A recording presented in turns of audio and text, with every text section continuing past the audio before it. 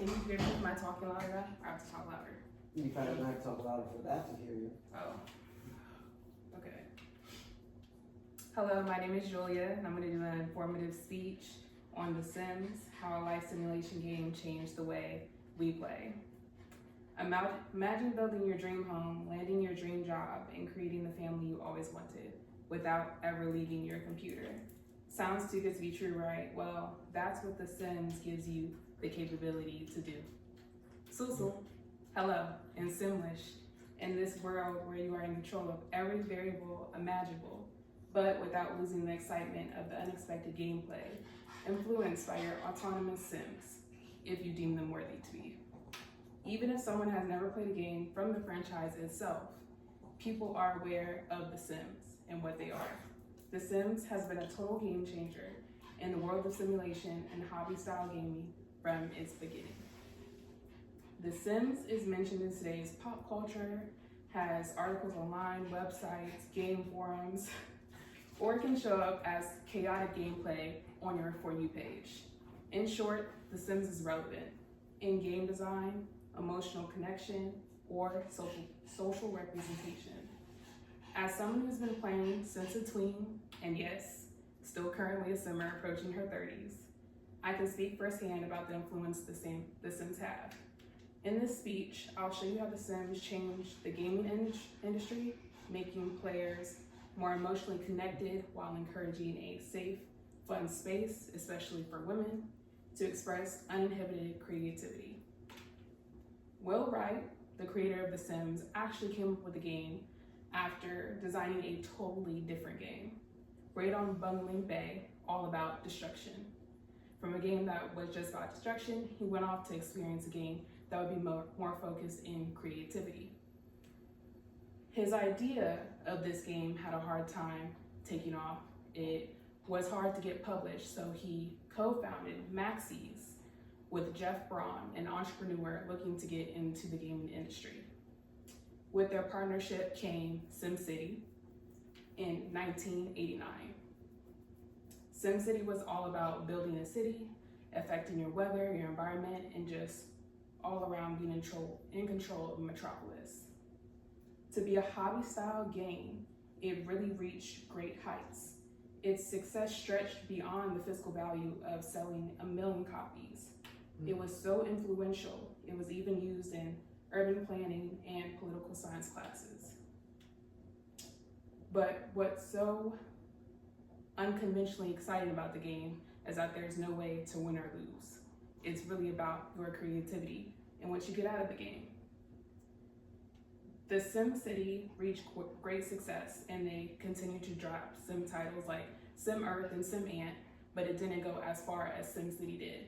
Fast forward a bit, and Wright's accolades, he did suffer loss. He ended up losing his family home in a fire, all while trying to refurnish his home and purchase new things.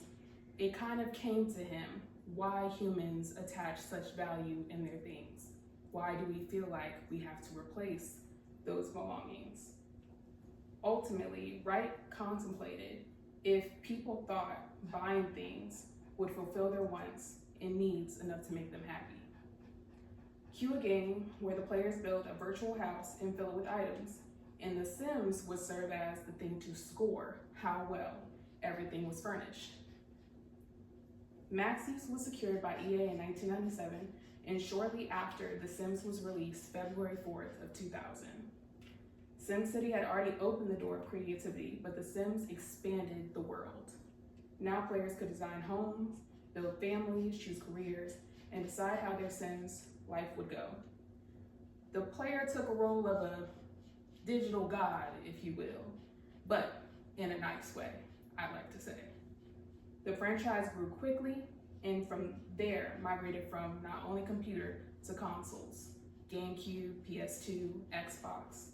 It was now expanding, and eventually even on our mobile phones today.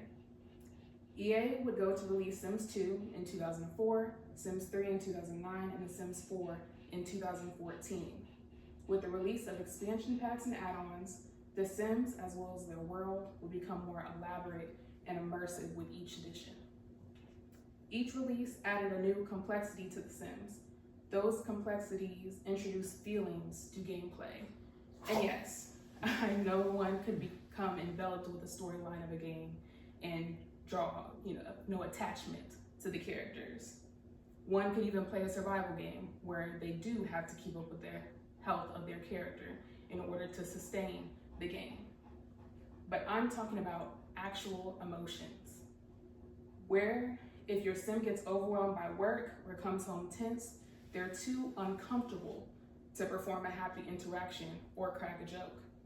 They have to take a bath with a citrus soak in order to decrease the time their uncomfortable mood stays. Ultimately, how long they feel that way. Ever notice the little green diamond above a sim's head? That's called a plumb bob. So when it's green, that means they're happy, everything's great. When it's red, that means it's time for some self-care. The Sims introduced moodlets, the emotional clues brought on by events in the Sims' life, maybe even affected by who they're around. And also satisfaction points that the Sim is rewarded after every fulfilled want. It mimics real life. You take care of your Sim, give them a bubble bath, or make them feel the satisfaction cleaning their toilet, and they feel better. It subtly taught players the importance of self-care and emotional balance. The Sims started at the base, but it was The Sims 2 that introduced personality, forming memories, wants and fears, and building to an ultimate lifetime goal or fulfilling an aspiration. With personalities came genetics, and offspring didn't only look like their parents, but they also got traits passed down from their parents. And the Sims could now go through 6 life stages in a 3D world. So they would go through baby, toddler, child, teenager, adult, elder. I think I forgot one. Young adult, adult, elder. They would go through the 6, and now a 3D world. Within the game, there was the freedom to experience different types of Sims with varying storylines, but once you took your focus off a household, that activity would stop. There would be no progression within that unplayed household. The Sims 3 introduced story progression, where all the Sims in the neighborhood would continue with their lives without direct input from the player. So you switch from a home, that home still continues, those Sims still grow, they still, get promoted in their job, gain pets, whatever life change may be, you're not all in control of it anymore. You would think this would be beneficial for not only the Sim, but the player as well, acting as a creative outlet. But as reported by Sukhanova in the Artifact magazine, after putting a sufficient amount of effort into the gameplay, the players start to subconsciously compare their real life to the virtual one, causing them to question their existence. In the game, embarrassment, unsatisfaction, and downright traumatic events can cause negative moodlets. But who would have thought the video game itself could trigger a hovering red plumb bob over the player themselves? Though some may become a victim to the comparison game, even by a video game, causing depression for some, The Sims heals most. To turn one into the other, players suggest thinking of your Sim families as little people who are only doing well in life because of you. This franchise has helped its community through tough times. It became a way to escape, heal, and imagine better outcomes. I've actually read a blog before where there are people, me included sometimes, that live their life or their day-to-day like a Sim, without the emotional weights of what may be going on. When you play your game, you make your Sim just do whatever they need to do. There's no thinking about it, they're just clicking and doing it. Sometimes that helps people get past their mental block every day of I have to do this, and they just get up and do it. It's kind of a mental game, if you will, that just makes the day easier for some people. During gameplay though, it's the personality of the Sim that influences certain moodlets to be triggered from selected activities. Applying this to real life, it's the person that's playing the game who determines what they choose to take away from the experience, impacting emotional well-being. In The Sims, it's more than just a video game where players could escape.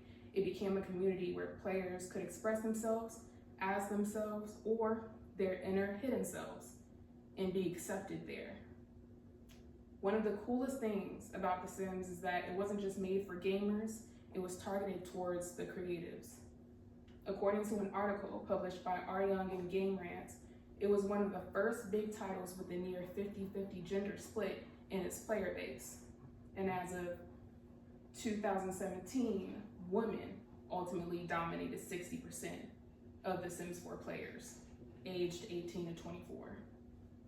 That's huge considering only about 6% of women identify as gamers. The game was also ahead of the curve with LGBTQ+ representation, allowing players to create non-traditional families, same-sex relationships, and fully customized gender identity, even before many mainstream titles caught up. From expansion packs to mobile spin-offs, The Sims Free Play is still going strong today. The community keeps growing. Players make mods, they tell stories, they create challenges, and it isn't just a game anymore, it became a world. The Sims didn't just let us play life, it helped us reflect on it. Through creativity, emotional storytelling, and inclusive gameplay, it welcomes everyone to the table. In the end, the simulation of life reshaped how we think about games, identity, and the stories we choose to live. Dag. Thank you. Okay. Thank you.